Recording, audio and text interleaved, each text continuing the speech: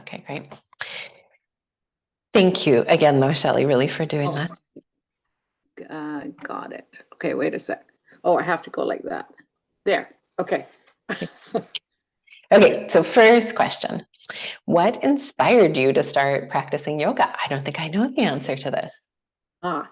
Well, a friend and I way back when so it would have been 29 years ago. I don't know kind of where we saw an advertisement for an Iyengar class, for a yoga class, and we decided to take it, and we really loved it. We loved the teacher, we loved the class, and in one of those first classes, I saw a lady, an 80-year-old lady, go up into headstand. I think it was one of those first classes, and it's like that's who I want to be when I get older. Yeah. When I grow up. I know, that's how I felt when I saw Diane. I was just like, I want to age like that. Yeah. And how has your practice evolved? Because you were pretty steadily practicing an Iyengar approach, and then you met me. So how has the practice changed? Well, Iyengar, as you know, is very based on alignment and props and being in the pose. The pose seems to be everything. And then meeting you, I realized, well, wait a minute, there can be a freedom in the pose as well. And because I wasn't able to get to you all the time when I first started with you, I was trying to bring what you were teaching into my Iyengar class, and realized some freedom in that. And then, of course, once COVID hit, my Iyengar class just stopped. And then of course, I've been doing your classes, but way more freedom in my body from doing yoga this way, your way, or Diane's way, or Vanda's way. Such a freeing way in the body, but still gaining strength and ability. So that's, yeah. I found that exact same thing on my journey. How about, can you share a story about a time when your yoga practice helped you to overcome a difficult challenge or an obstacle? Well, I use my yoga practice to overcome my difficulties. I started way back when doing working with acupressure and understanding the meridians of the body, and understanding how the body holds tension and, of course, stuck emotion. And then I took some acupressure courses, and more I see it's like the doing poses works on the meridians, working on difficulties and challenges in the body and obstacles. And because I think all obstacles are obstacles of the mind. So I always sort of look to myself to overcoming obstacles, but using these tools, of course, is fantastic. It's like using yoga to help me to change my mind. Yeah, I hear you say that, and it just makes me think, like, yeah, through the postures or the movements help to move energy that gets stuck, like that obstacle or that block. Our own, mindful movement on the mat helps to move this energy that can get stuck. Yes. Yeah. How has yoga helped you improve your physical health, such as flexibility, strength, or balance? Well, in every way, it's helped, because I have always had a lot of tension in my body, and I see my mother now, and she's so uptight. She's she did a little bit of yoga at one time, but she didn't continue. And I see how uptight she is. And for myself, I don't want to be like that. Mhm. So I know if I stop doing yoga, I will become that way. So I use it, or I have the yoga help me to stay in flexible and to work through the stiffness and from other sports that I do to help to release tight muscles. Mhm. Yes. Mhm. Yeah. Yeah. How about mental health? Do you think yoga helps you to reduce stress or anxiety? Uh, yes and no, because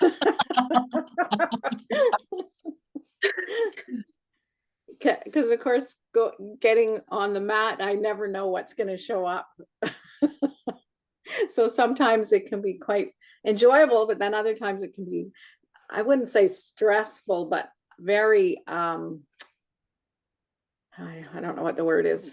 It can Well, I be. hear what you're saying. I mean, and we talked a little bit before I hit record about this, and I think it's an important point to address because I think what you're sharing is the truth that our yoga practice can actually pull up sometimes difficult emotions or difficult to reckon with moments of honesty with ourselves where we realize the kind of patterns that we have or the kind of pain we have. And it's not always just pleasant. Right. Yeah, one of the very first times when we were doing feet up the wall at one of the early classes, and then all of a sudden this emotion came that I hadn't even known was stored in there. And then of course realizing, well, that's what this whole process is, to, in a sense, to clear ourselves, to become well, I want to say pure, but to release all of this negativity and stuck emotion, and yeah, to get to a better place, Yeah. which is, yeah, the ultimate in the end is like, I know I'm on a journey and it's a process. Yeah. And we are freer in time, but along the journey, there are definitely moments of feeling uncomfortable. And I think that's really worthwhile to share because, it drives me nuts when people proclaim or paint yoga with this kind of like home zen feeling all the time, because it's definitely not that, right? Like it's like sometimes at least my experience is, I just realized, like you said, like how wound up I am inside or how off balance I am.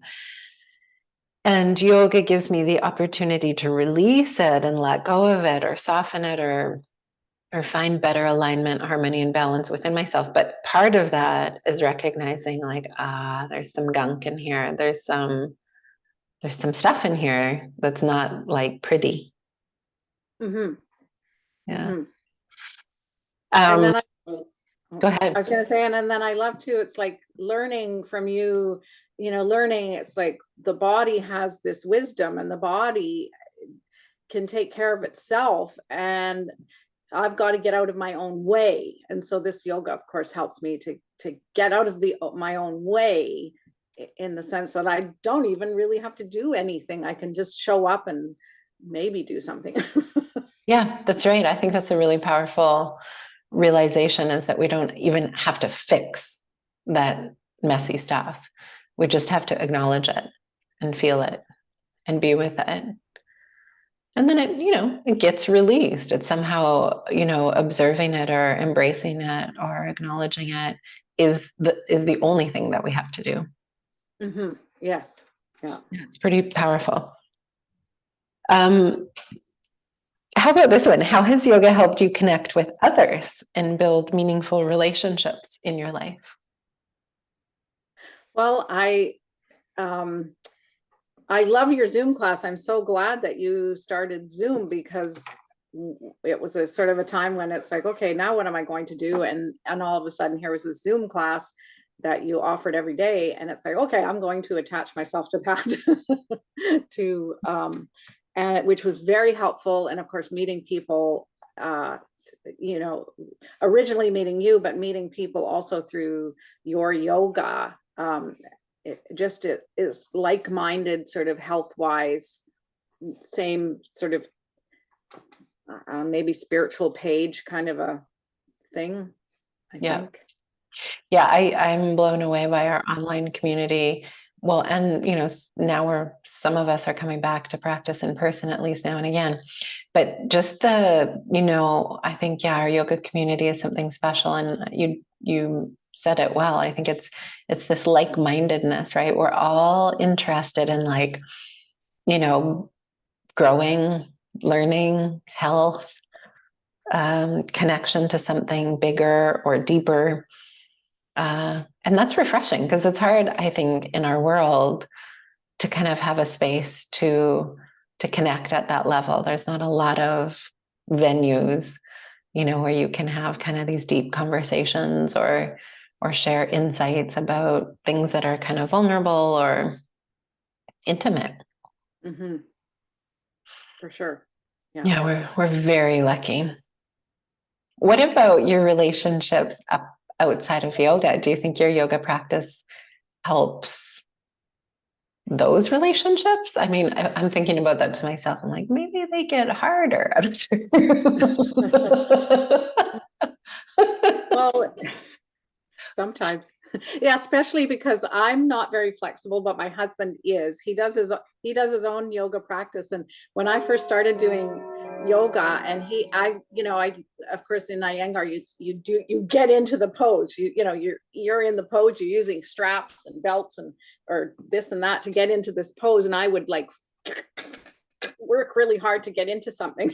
Then I'd come home, hey, look at what we did today, and sort of try to sort of show him. And then of course he would just sit down and Do it.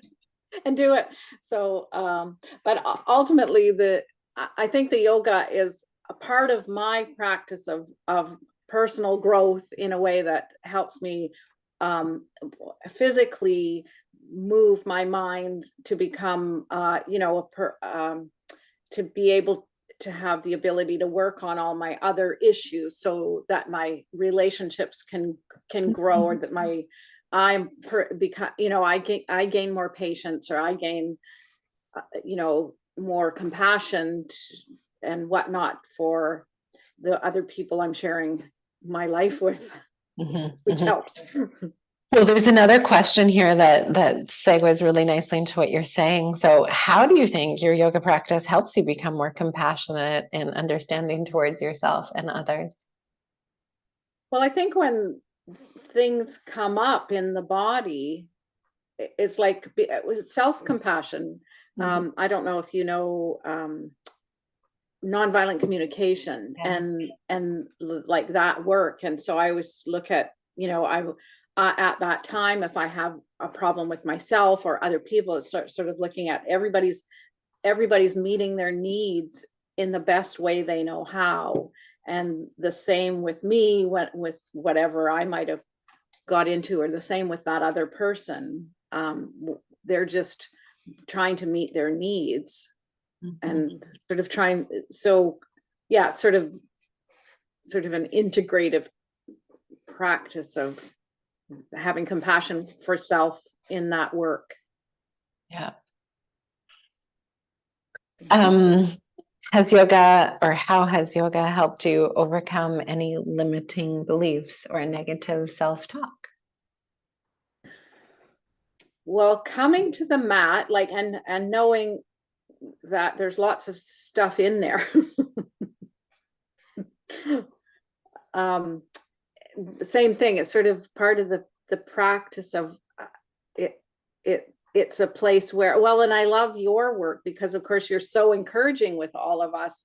And I love that. It's, when you tell somebody, fantastic or wonderful, it's helpful. It's like being in a, just a really positive space. And so going to the mat, I think that's part of it too, is being in this place of encouragement and, through work, encouraging people in their process, not, nothing's good or bad. And I love how you share instruction in a sense too, because it's, when you're ready, and maybe if you feel like it, you could take the pose. Or whereas with Iyengar, which of course is the opposite of that, which is like, hey, get into that, get where you're going. So it's like this total difference. But I think for me, coming to the mat and coming to the practice is very helpful, because of seeing my working on this on the negativity and understanding. It's like, I've got to get to my heart. I've got to get out of my head and get into my heart, because that's where I need to live. Yeah. Yeah. That just totally resonates with me. The practice helping us get out of our heads, where we're so stuck. Yeah. Can you share a story about a time when you were able to apply the principles of yoga off the mat in your everyday life? Well, what I've kind of been trying to practice is, because when we're on the mat and we're like, just allow the body, allow everything to work. So more and more I'm trying, it's like, what if I just, go into the kitchen and see what happens? Or like trying to bring more of I guess it would be more like an organic movement to my day, with a not so structured, but some structure, but not so structured way of being with myself, if that makes any sense. It does. Yeah. Like seeing what arises instead of having to know before it happens. Yeah. So did you ever read that book, Flow? I can't remember, the name is really hard to pronounce too. I But don't think he talks about how, some people, when you're in flow, you're just naturally doing what needs to be done. And I've come to understand, a person can get into flow just by having that intention, in a sense, and working at it. So I think the yoga helps me to with that process as well. Yeah. Yeah. I think ultimately, like, I've been asking these questions to a few people now. Ultimately, what it keeps coming back to is like yoga helps us to come into the moment through the practice of feeling the body, to feeling the breath.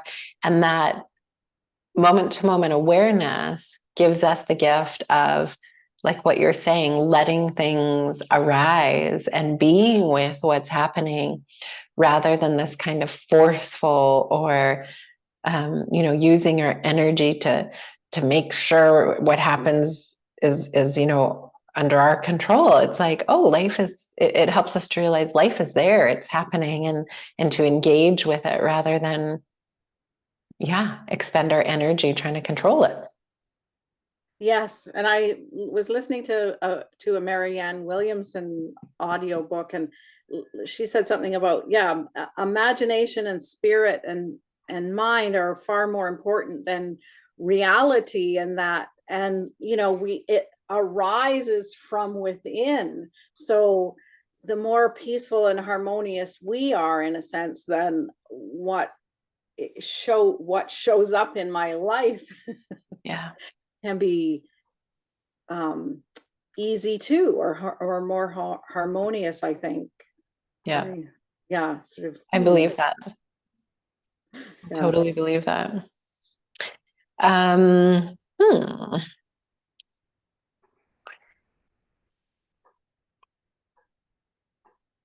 What about this one? Can you share a story about a time when your yoga practice helped you feel more connected to nature or the world around you?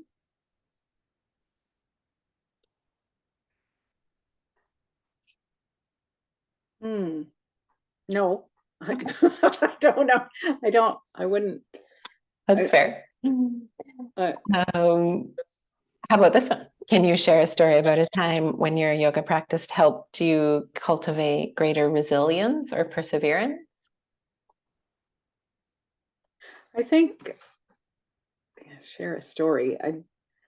I just, I sort of think I'm the daily practice of coming, just, okay, the persistence of coming to the mat, lots of times I don't want to be here. I don't really want to be here. I don't want to do this work, but having compassion with myself to, here you are, just give it a go, just try.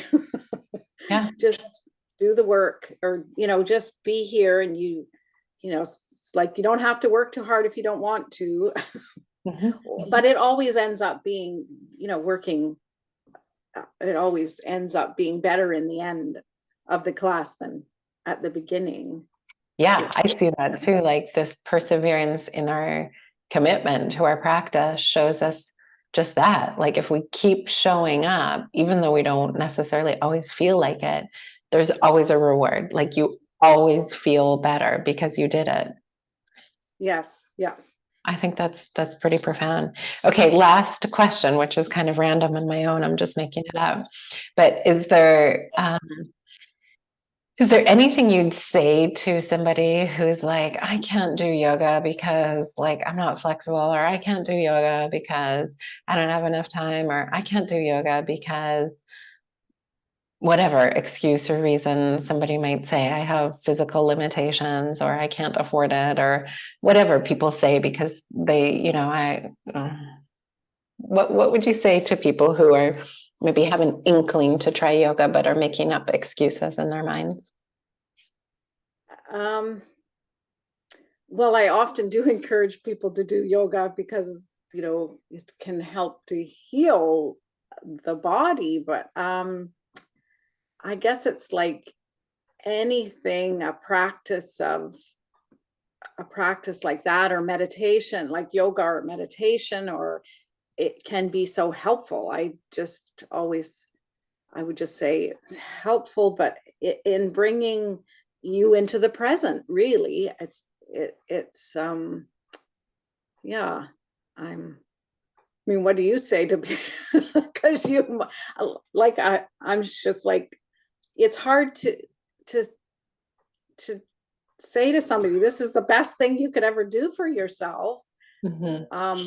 But then they see you when, they see me, running into the ocean, or you doing things that, because my body is able to, it's not stuck anywhere. It can, I can go to badminton and play, and have strength and stamina. And that comes from the yoga practice. I know it does. Yeah. So that's all I can say, do yoga because it's good for you. Do it. Well, I think, yeah, I mean, I think, when people do make excuses, what I think to myself, whether I say it to them or not, is like one way or another, you're going to pay, right? Like Yes. you're with your time and energy and your money, you have to invest in yourself now or later.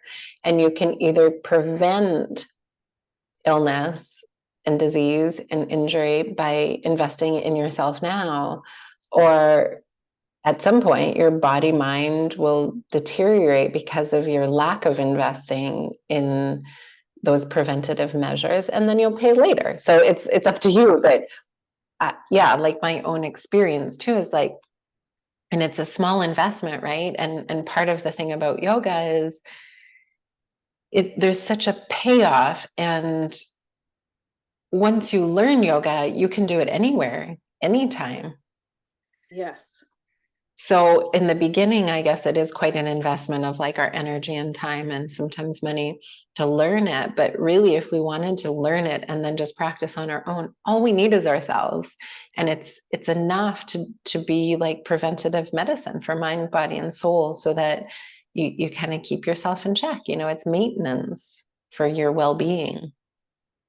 Yes. It's like brushing, we do all these other things like brushing our teeth and washing our faces. It's like doing those simple movements, or doing a few simple movements a day, yeah, it just keeps everything working and flowing, because of course we're working on those meridians and flows in the body, sort of, and massaging the organs. Mhm. Yeah. Yeah. Yeah. I know. My dream is that everybody does yoga. Well, right, yoga. It was so funny the other day, a little bit ago. My daughter, I phoned my daughter shortly after class, and she says, "Oh, I was just doing this, power yoga thing or something." She had a video, or there was something she was doing, and she said, "Oh yeah, we were going up and down and up and down and so fast." And then I said, "Well, you know what we were doing? We were like, move your foot, move." It's like, just move your foot slightly.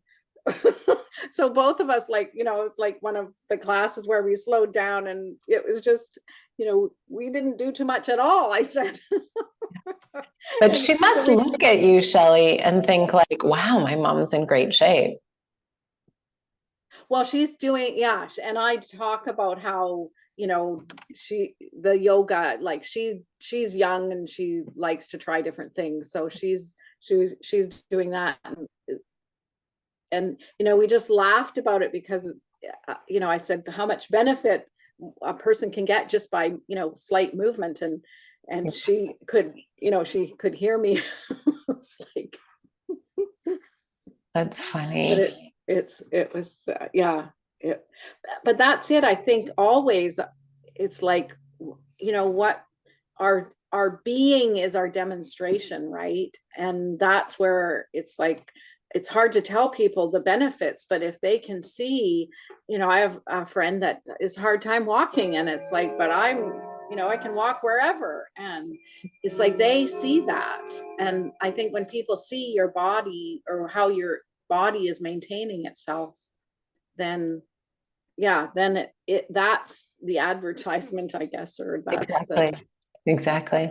And that's what I've, found just fascinating in my career, is that I've never advertised or marketed, and people just find out because I think they look at their friend or their sister or their neighbor or whatever, and they go, what are you doing? Like, how are you?